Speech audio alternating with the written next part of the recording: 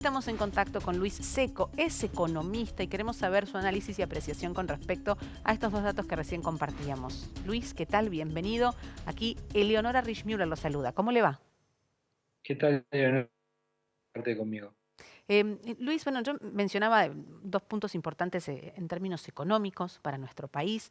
En relación a lo que mencionaba con respecto a la baja del programa y a lo significativo que puede llegar a ser para el gobierno este ahorro.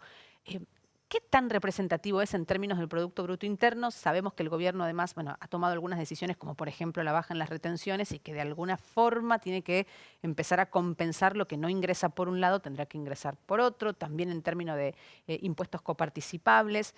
¿Es significativo el ahorro que puede hacerse a partir de la baja de este programa? ¿Viene a ayudar a cumplir con las metas del Fondo Monetario? Mirá, no es tan significativo. Estamos en una coyuntura fiscal complicada porque la recaudación no se recupera. El gobierno intenta seguir controlando el gasto, pero hay rubro del gasto que hay que actualizar.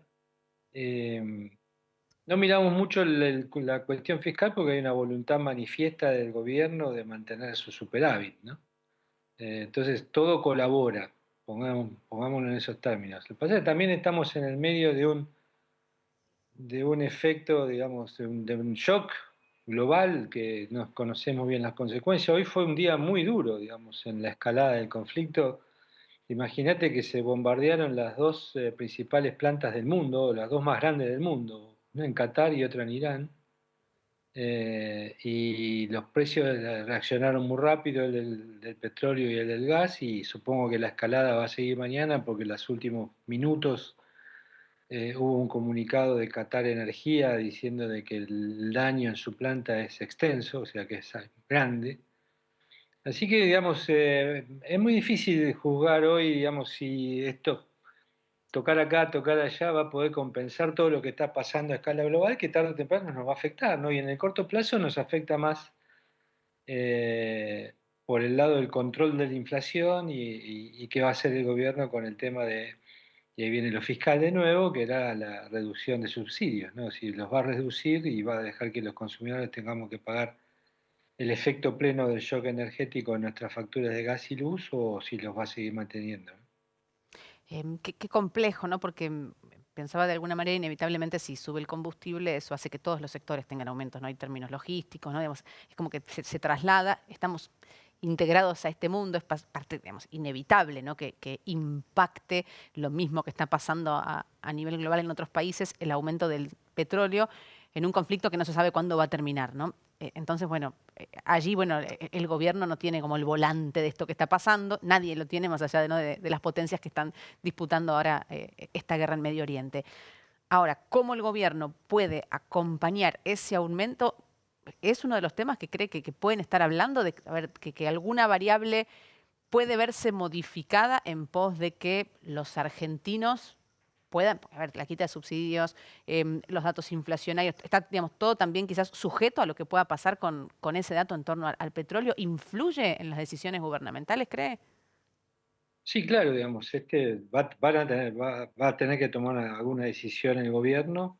Ya las está tomando, hubo resoluciones de la Secretaría de Energía que pasan medio, viste, medio abajo del radar, pero se cambió la estacionalidad del precio, se corrió, se define ahora el precio de invierno a partir de mayo. ¿Por qué? Porque todas las licitaciones de los barcos de gas que tiene que comprar Argentina, cuyo precio aumentó 75%, aumentó mucho más de lo que aumentó el petróleo, se tienen que comprar ahora en abril. Entonces, el gobierno dice, bueno, como los van a comprar en abril y cambió el mecanismo, porque antes lo compraba el gobierno y ahora lo tienen que comprar los privados, con lo cual también hay un cambio estructural en Argentina en el manejo de la importación de gas justo, digamos, antes de que se desatara este conflicto. Entonces hay que tomar una decisión porque recordá, Leonora, que en su momento el gobierno dijo, bueno, este es un año en el cual vamos a volver a hacer caer los subsidios, se puso un nuevo régimen de subsidios, y lo vamos a hacer de una manera que la gente lo sienta lo menos posible. Y ahora eso se le complicó enormemente, porque, digamos, los privados que van a comprar el gas lo van a querer cobrar lo que lo tienen que pagar, que ya te digo, es 75% más caro que lo que se pagaba antes del conflicto del 27 de febrero.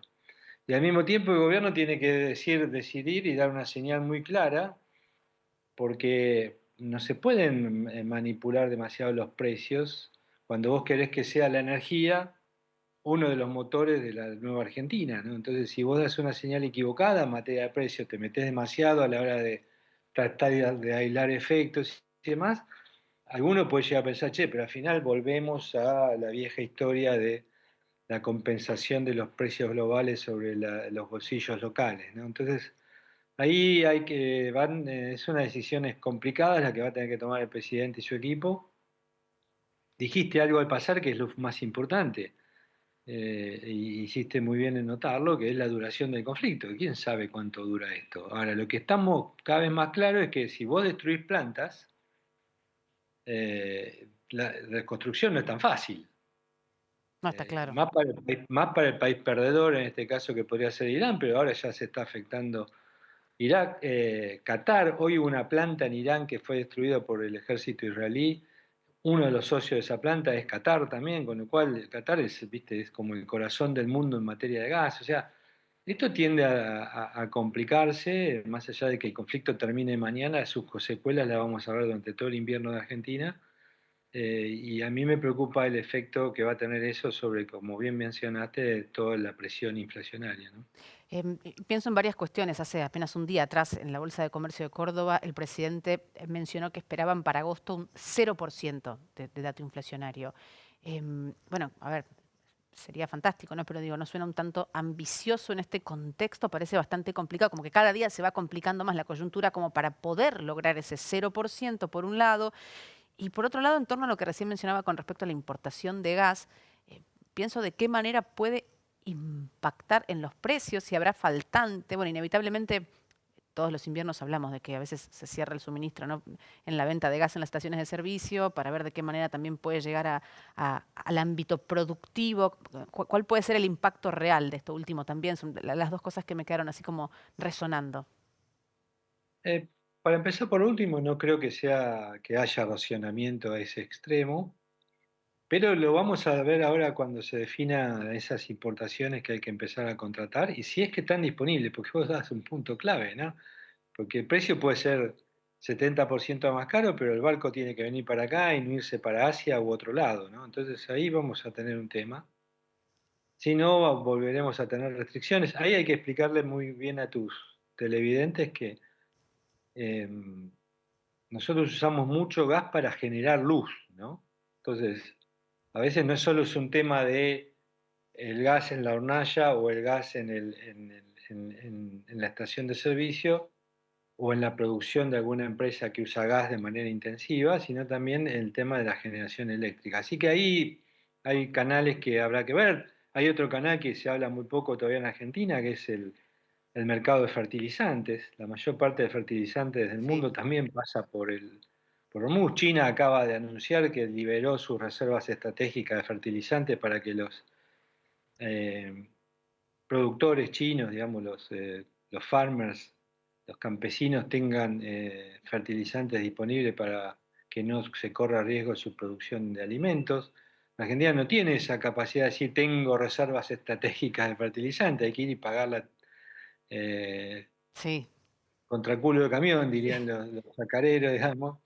Y me parece que ahí hay un tema también que se habla poco. Entonces, el mundo hoy, por ejemplo, en Estados Unidos están decidiendo si hacen soja o maíz, y está claro que van a hacer un montón de soja porque el maíz necesita mucho más fertilizantes que la soja y mucho más cuidado o acompañamiento. Así que, digamos, el mundo está tomando decisiones a una velocidad enorme, Argentina las tiene que tomar también, y no pensar que esto no le pega, ¿viste? O sea, nos afecta por muchísimos canales. Respecto a lo que hiciste de la inflación, fuiste muy suave, ¿no? Con esto de que es ambicioso, es absolutamente imposible, digamos, es ingenuo. No, no entiendo la lógica del presidente de prometer cosas que sabe que no va a poder cumplir. Sí, por ahí es más una Porque después lo, expresión ju- de deseo que, ¿no? Que un dato que pueda ser de la economía real. Porque después uno lo juzga por eso y dice, pero escúchame, al final no todo marcha de acuerdo a plan. O sea, yo creo que debería ser mucho más conservador, sobre todo Más cauto.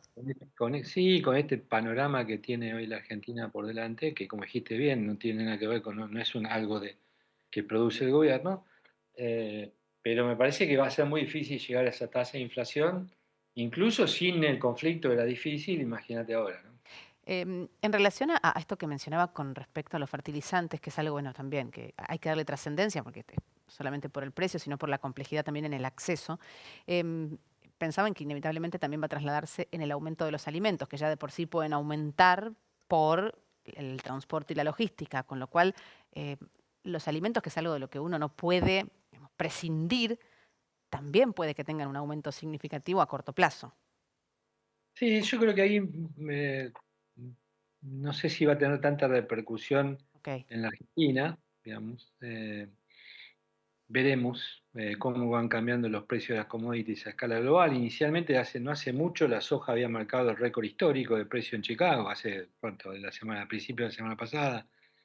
O sea que también ahí estás viendo, pero bueno, hoy parece ser que va a haber mucha soja en Estados Unidos, con lo cual es muy difícil ponerle un precio hoy a las commodities de exportación de Argentina, el precio de los alimentos de Argentina. Hay que ser muy cauto y tiene que haber una política económica que te permita. Mirá, lo que pasó en todo el mundo hoy fue que la mayoría de las monedas se depreciaron. ¿Por qué? Porque es el mecanismo automático cuando vos tenés un shock externo. En Argentina, ¿qué pasó? Nada. No funciona ese mecanismo de estabilización automático que es cuando las monedas flotan.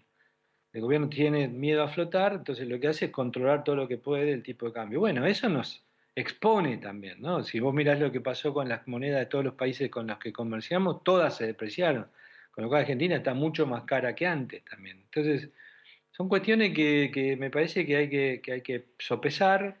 Estamos en el medio del shock. No quiero correrle, digamos, la cintura a tus preguntas, pero digo, son temas que hay que comprender la magnitud del shock. Estamos en un shock que ninguno de nosotros, yo viví las primeras, tengo más edad que vos, con lo cual recuerdo las primeras crisis del petróleo, la del 73, era muy chico, pero siempre quise estudiar economía, así que estaba en la primaria y quería ser economista, así que imagínate, ¿no? Viví el shock del 73, del 79. Roberto Brandt, que es uno de los grandes especialistas en energía de Argentina, le decía a Pani el lunes que esta es 7 veces o 10 veces esa crisis. O sea que imagínate que no entra en la cabeza de nadie lo que está pasando. qué Entonces, tremendo. No, las consecuencias tampoco, ¿me entendés? O sea, sí, no. claro. No, y hay tantos temas que me resuenan. Esto que voy a decir casi que es una expresión de deseo, pero digo, para aquellos que queremos la paz en el mundo, bueno, que si no sensibiliza en términos humanitarios, por ahí termina sensibilizando el bolsillo de las potencias el hecho de poder frenar con esta guerra. Sí, ¿No? Porque la muchas verdad. veces pasa eso, sí. Claro. Pensaba también por allí, a ver, cuestiones varias. Yo mencionaba recién lo del préstamo, ¿no? De los argentinos, un cuarto, 25% es un montón, ¿no? 25% con mora endeudados, datos al mes de enero. Esto también refleja, ¿no? Un poco que no hay tanta soga, digamos, de la cual tirar en torno a esa economía de todos los días en el bolsillo de los argentinos. Entiendo que el gobierno eso también lo contempla y lo ve. Sí, digamos, y hoy digamos, la macro argentina está complicada, más allá del conflicto externo. Una economía que está estancada, con una tasa de inflación muy alta. Y la mora me parece que tiene muchas razones, ¿no? Una es la cuestión del empleo y el ingreso disponible que no se recupera, El poder adquisitivo. exactamente. Y la otra tiene que ver con que digamos, se abrió la ventana de los préstamos cuando el Banco Central dejó de absorber todos los pesos que absorbía y todo el negocio de los bancos era prestarle los pesos al Banco Central. Salieron a buscar clientes y a veces se cometen algunos excesos de a quién se le presta o cuánto se le presta, ¿no? Y tal vez hubo un exceso también de optimismo de que la economía se iba a recuperar más rápido de lo que se está recuperando. Yo no estoy tan preocupado porque son canillas que se cierran rápido, ¿no? O sea, los bancos ya están en una actitud mucho más cautelosa, con lo cual pensar que esto pueda tener alguna consecuencia sobre el sistema financiero o alguna crisis sistémica, algo no lo veo por ahora, porque ya te digo, hoy vas a buscar un préstamo, una familia, un individuo, seguro que le cuesta mucho más conseguirlo, ni siquiera estoy hablando de la tasa, ¿no? Del acceso. Eh, Ahora, la mora obviamente da una señal, de la misma manera que hoy se conocieron los datos de la encuesta permanente de hogares con la evolución de la desocupación y el empleo en el cuarto trimestre del año pasado y no fueron buenos datos, ¿no? Marca un aumento importante de la desocupación. Eh, un fuerte aumento de la desocupación en los segmentos más jóvenes de la sociedad, eh, y eso también te genera mucho ruido en un segmento que está predispuesto a consumir, que como no tiene historia crediticia, muy probablemente consiga préstamos relativamente rápido, no de mucho volumen, pero que tampoco tienen la costumbre de tener que pagar la cuota, ¿no? Yo siempre lo que digo, estamos acostumbrados de pagar el alquiler, las expensas, la prepaga, el colegio de los chicos, el teléfono, sobre todo, la conexión a Wi-Fi y el cable, y ahora había que sumarle, para muchos que nunca habían accedido a un préstamo, el préstamo. Y probablemente muchos digan, che, ¿qué pagamos? Y pagamos todo esto y después pagamos el préstamo. Y cuando sacan la cuenta se dan cuenta que no llegan mucho, tratan de conseguir otro préstamo, van pagando de a poco. Así que yo diría que es un fenómeno, me parece que tiene mucho que ver con este aumento de los préstamos, que te acordás que, no sé si recordarás, pero el año pasado una de las cosas que contaba el gobierno como un hito era el fuerte aumento de los préstamos. ¿Sí? Entonces, y ahora uno dice, bueno, acá tenés la consecuencia, o sea, nada es gratis, o sea, siempre vos tenés que prever, che, bueno, pero este aumento de los préstamos, ¿en quién está recayendo? ¿Qué puede pasar a futuro? ¿Tengo que tomar alguna medida? Sí, y además el Hasta préstamo ¿para qué? Porque no es lo mismo el crédito hipotecario para comprar una casa que el préstamo para llegar a fin de mes y comprar en el súper, ¿no? Ahí es otro bueno, tema. vos fíjate que Sí, muy buen punto el tuyo, porque los préstamos que están con más mora son los personales, son los claro. que en muchos casos se han transformado los saldos pendientes de tarjeta de crédito en préstamos personales. Por lo tanto, yo creo que ahí hay son los costos de ciertos excesos, se van a ir normalizando. No me preocupa mucho en cuanto a la solvencia del sistema financiero, pero claro, es un problema que hace, como dijiste vos muy bien, al ingreso disponible y a la capacidad de consumo de las familias. Luis, muchísimas gracias por el tiempo y la buena predisposición para este diálogo. Me ha resultado muy interesante escucharlo, así que muchas gracias, un placer. Un placer, hasta pronto. Hasta luego. Luis Seco, economista, en contacto con nosotros, analizando algunos puntos que tienen que ver con la economía nuestra de todos los días en Argentina, inevitablemente incorporada en esta globalización y por tanto afectada también por el conflicto en Medio Oriente. Si te gustó nuestro contenido, suscríbete al canal y activa la campanita. Y si querés ver toda nuestra programación en vivo, entra a www.unifetv.com. Sumate Unife. Sumate un buen día.